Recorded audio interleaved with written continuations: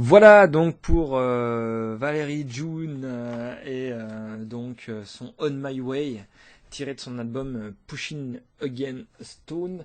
Donc vous aurez, j'imagine, reconnu un petit peu des influences un peu irlandaises dans cette musique traditionnelle blues. C'était un peu étonnant. Donc voilà, je vous conseille chaleureusement d'écouter cet album. Nous allons passer tout de suite à la présentation là, d'une bande dessinée, et pas n'importe quelle bande dessinée, c'est selon moi une des meilleures bandes dessinées de 2014. Bon, je sais qu'on est déjà en 2015, mais voilà, je parle encore d'une bande dessinée, elle est sortie fin 2014, donc on est encore un petit peu dans l'actualité. Cette bande dessinée, donc c'est Fatal, une adaptation du roman de Jean-Patrick Manchette. Jean-Patrick Manchette, qui est un auteur de polar qui a un petit peu, qui a même pas un petit peu, qui a révolutionné le polar dans les années 70-80, qui a donné un peu un second souffle avec un point de vue très politique et une écriture. Une écriture un peu rude et brute, hein, c'est un peu lié aussi à la musique qu'on vient d'écouter de Valerie June, une écriture très proche du langage parlé, et voilà, donc c'est une adaptation d'un de ses romans. Ce roman, c'est Fatal. Il est paru en 77. C'est le roman qu'il a publié après l'un de ses plus grands succès, Le Petit Bleu de la Côte Ouest, que vous connaissez probablement si vous lisez des polars. Si vous ne lisez pas les polars, vous avez peut-être déjà vu passer son adaptation en bande dessinée par Tardy. Il a adapté donc Le Petit Bleu de la Côte Ouest. Excellente adaptation, comme la plupart des choses que fait Tardy de Jean-Patrick Manchette. Donc ce roman Fatal est adapté par Caban ou Cabanès, je ne sais pas comment on dit, hein, il est dessiné par Cabanès, un dessinateur qui a été assez prolifique dans les années 80, 70-80, hein. Il a fait une bande dessinée notamment que peut-être vous connaissez, qui s'appelle Dans les villages, une bande dessinée un petit peu rurale, un petit peu champêtre, qui se passe dans les années 50, je crois. Dans les campagnes, mais il a fait également beaucoup d'autres bandes dessinées, notamment de la fantasy. Il a dessiné une série qui a eu du succès, Bella Gamba, qu'on a ici d'ailleurs à la médiathèque. Il a déjà adapté une série une série en 2 tomes, hein, de Jean-Patrick Manchette, un roman de Jean-Patrick Manchette, La Princesse du Sang, que je n'ai pas lu. Mais voilà, c'est donc sa seconde adaptation d'un roman de Jean-Patrick Manchette. Donc Jean-Patrick Manchette, c'est pas lui qui a fait l'adaptation de cette bande dessinée, hein, puisqu'il est mort en 1995. Mais l'adaptation n'est pas faite par n'importe qui, c'est-à-dire la retranscription de son roman en scénario de bande dessinée, elle est faite par Doug Hedline. Doug Hedline, qui n'est autre que le fils de Jean-Patrick Manchette. Mais aussi un acteur important, hein, des bandes dessinées, parce que c'est lui qui a, Doug Hedline, c'est lui qui a édité dans les années 90 des comics très importants en France, hein. C'est le premier à avoir par exemple, proposé en France l'édition de Watchmen de Alan Moore, ce très très très grand comics américain, scénarisé par l'anglais d'Alan Moore. Alan Moore, que si vous ne connaissez pas son nom, vous connaissez forcément certaines de ses œuvres qui ont été adaptées au cinéma, donc comme Watchmen ou From Hell ou encore La Ligue des Gentlemen Extraordinaires. Les adaptations ne sont pas fameuses, mais Watchmen, ces bandes dessinées sont excellentes, donc elles ont été importées en France dans les années 90, à une époque où on ne publiait pas beaucoup de comics, surtout des comics comme ça adultes. Donc ils ont été édités en France par Doug Hedline, qui est ici à l'adaptation de ce scénario. Donc c'est pas n'importe qui, Doug Hedline. Il a été aussi journaliste, il me semble, à Starfix, donc une revue de cinéma de genre assez populaire dans les années 90. Je dois avouer que je suis tombé sur certains numéros quand j'étais encore adolescent, et notamment certains textes de Doug Hedline excellents. Et il a réalisé, je crois, un film, ou 2 films d'ailleurs, il me semble, que je n'ai pas vu, donc je n'en parlerai pas maintenant. Voilà pour les 3 auteurs de cette bande dessinée, qui nous raconte l'histoire de Aimée Joubert. Aimée Joubert, qui est une tueuse à gages, qui va débarquer dans une petite ville côtière, s'imposer plutôt dans dans la communauté des notables de cette ville. Donc vous imaginez hein, le médecin, le notaire, le maire et tous les grands, les personnes importantes qui font tourner cette ville à l'époque. Donc c'est pas dit exactement à quelle époque ça se passe, mais ça se passerait, je dirais dans les années 60 en tout cas, sous De Gaulle. Cette tueuse à gages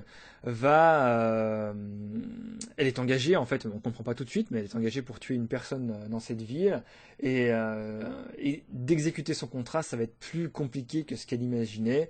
Elle va modifier un petit peu ses plans, ce qui va mettre cette communauté de notables de cette ville côtière dans une situation problématique très particulière. Voilà, je vous en dis pas plus hein, sur cette histoire qui relève du polar, pur et simple.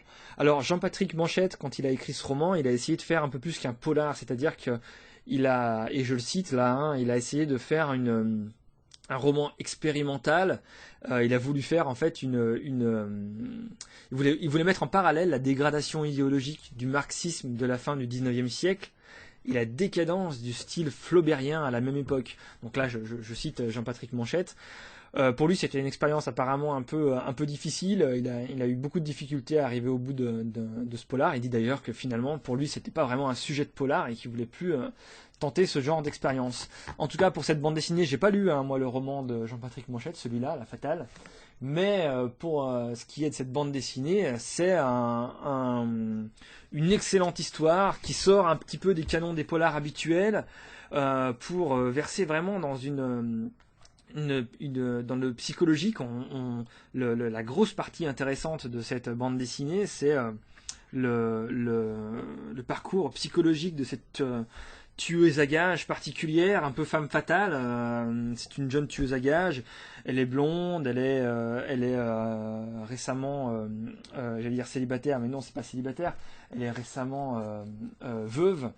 Donc elle a toute une femme fatale. Pour autant, elle n'utilise pas vraiment son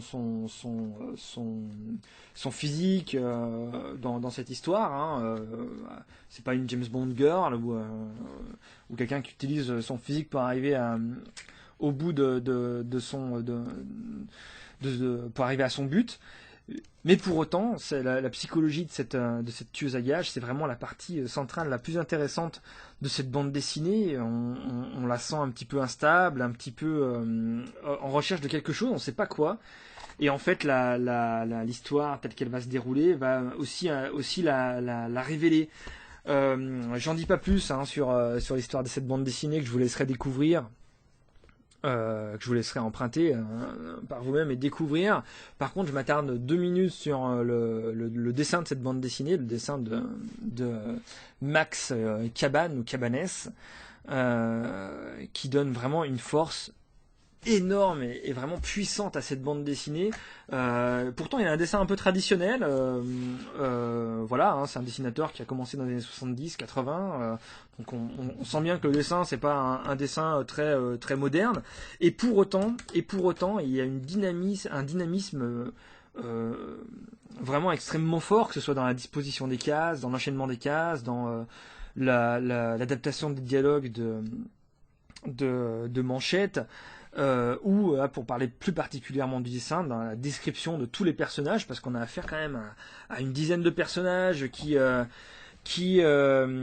sont identifiés très clairement dès la première fois. On n'a aucun doute dès qu'il y en a un qui apparaît pour savoir qui c'est, ou même pour avoir le ressort psychologique. Dès qu'on voit un de leurs visages, on a l'impression déjà de comprendre leur psychologie. Et là, vraiment, le travail de Cabanès sur le visage de ces personnages est excellent. Je ne vous parle même pas de la couleur qui est vraiment là plutôt dans quelque chose d'assez traditionnel et pourtant qui fonctionne extrêmement bien, qui donne des ambiances de cette ville côtière complètement étonnante. Et sur le climax final, donc le climax c'est un petit peu la scène finale qui vient se faire rencontrer toutes les thématiques d'une histoire et qui et qui explose en général à la fin d'une histoire. Alors là, la couleur qui se passe donc dans le port de cette ville côtière, c'est juste un petit chef-d'œuvre de dessin, de couleurs, de mise en page. Et donc l'adaptation de Doug Edline, l'adaptation des dialogues de Jean-Patrick Manchette est juste excellent. Le rythme, pourtant il y a beaucoup de dialogues. En général, je n'aime pas trop les bandes dessinées qui utilisent beaucoup les dialogues. Ou beaucoup les voix off. Hein, vous voyez, les voix off, c'est les pavés de texte qui introduisent en général des cases, qui expliquent ce qu'il y a dans la case. En général, je trouve ça assez lourd et ça révèle la pauvreté d'un dessin. Mais alors là, c'est pas du tout le cas. Ça donne vraiment un rythme très particulier, assez littéraire hein, finalement, mais un rythme très fort à cette bande dessinée que je vous conseille là aussi chaleureusement, lisez-la. Donc c'est une bande dessinée en un tome, hein. Donc un one shot que vous allez pouvoir emprunter et lire d'un seul tenant, ce qui est intéressant pour les bandes dessinées. Souvent où on suit des histoires sur plusieurs années, ça peut être un peu fatigant. Là c'est pas du tout le cas. C'est donc Fatal de Cabane et Jean-Patrick Manchette, adapté par Doug Edline. C'est publié chez Air Libre, donc une très belle collection de Air Libre qui publie des bandes dessinées de très bonne facture. Voilà.